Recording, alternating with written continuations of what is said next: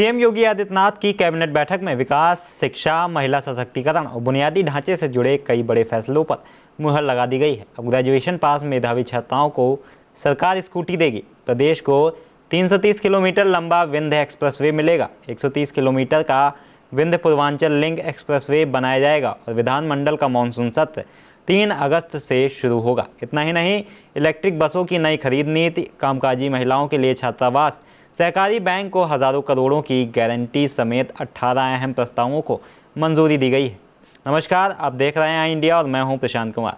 मुख्यमंत्री योगी आदित्यनाथ की अध्यक्षता में हुई उत्तर प्रदेश कैबिनेट की बैठक में 18 महत्वपूर्ण प्रस्तावों को मंजूरी दी गई है। इन फैसलों में सबसे बड़ी घोषणा रानी लक्ष्मीबाई स्कूटी योजना की रही।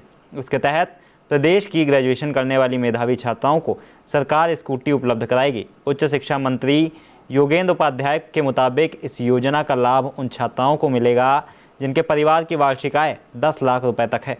प्रत्येक विश्वविद्यालय और कॉलेज की टॉप 5% छात्राओं को स्कूटी दी जाएगी। सरकार ने योजना को और भी आकर्षक बनाया है। छात्राओं को सिर्फ स्कूटी ही नहीं बल्कि रजिस्ट्रेशन बीमा, हेलमेट, ज़रूरी एक्सेसरीज और 4 लीटर पेट्रोल भी दिया जाएगा। सरकार ने यह भी स्पष्ट किया कि दिव्यांग छात्राओं, शहीदों की बेटियों और निराश्रित परिवारों की बेटियों के लिए आय सीमा की शर्त में विशेष छूट दी जाएगी। कैबिनेट ने प्रदेश के इंफ्रास्ट्रक्चर को नई रफ्तार देने के लिए बड़े एक्सप्रेसवे प्रोजेक्ट्स को भी मंजूरी दी है। इसमें पहला 330 किलोमीटर लंबा विंध्य एक्सप्रेसवे है, जो प्रयागराज की सोनवार तहसील से शुरू होकर मिर्जापुर, भदोही, वाराणसी, चंदौली होते हुए सोनभद्र तक जाएगा। करीब 22,400 करोड़ रुपए की लागत वाले इस प्रोजेक्ट के पूरा होने पर प्रयागराज से सोनभद्र की यात्रा 6.5 घंटे से घटकर लगभग 3.25 घंटे रह जाएगी।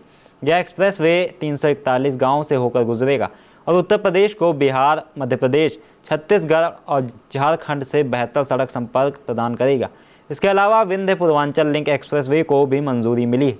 करीब 130 किलोमीटर लंबा यह एक्सप्रेसवे चंदौली, गाजीपुर में पूर्वांचल एक्सप्रेसवे को विंध्य एक्सप्रेसवे से जोड़ेगा। यह गाजीपुर, चंदौली, वाराणसी और मिर्ज़ापुर के 135 गांवों से होकर गुजरेगा।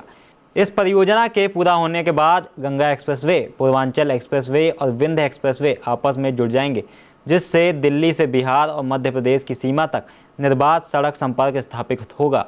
कैबिनेट बैठक में उत्तर प्रदेश विधानमंडल का मानसून सत्र 3 अगस्त से 6 अगस्त तक आयोजित करने के प्रस्ताव को भी मंजूरी दी गई है। इसके अलावा कई अन्य महत्वपूर्ण फैसले भी लिए गए हैं। वाराणसी में कामकाजी महिलाओं के लिए 500 बेड का छात्रावास बनाने हेतु मुफ्त भूमि उपलब्ध कराई जाएगी। वसंत महिला महाविद्यालय में नए छात्रावास के निर्माण को भी मंजूरी मिली। महिला कल्याण विभाग की सेवा नियमावली में संशोधन, उत्तर प्रदेश आउटसोर्स सेवा निगम को 20 करोड़ रुपए का ब्याज मुक्त ऋण, यूपी रोडवेज के लिए 400 करोड़ रुपए की नई इलेक्ट्रिक बस खरीद नीति, कानपुर में उप निबंधक कार्यालय के नए भवन के लिए भूमि उपलब्ध कराने तथा उत्तर प्रदेश सहकारी ग्राम विकास बैंक को नाबार्ड से 650 करोड़ रुपए तक ऋण लोन और 1500 करोड़ रुपए तक की सरकारी गारंटी देने जैसे प्रस्तावों को भी हरी झंडी दी गई है। महिला सशक्तिकरण से लेकर शिक्षा, सड़क संपर्क, परिवहन और बुनियादी ढांचे तक योगी सरकार ने एक ही कैबिनेट बैठक में कई अहम फैसले लिए हैं, जिनका असर आने वाले समय में प्रदेश के करोड़ों लोगों पर दिखाई देगा। अब सबसे ज़्यादा नज़रें इस बात पर होंगी कि इन योजनाओं को ज़मीन पर कितनी तेजी और प्रभावी ढंग से लागू किया जाता है।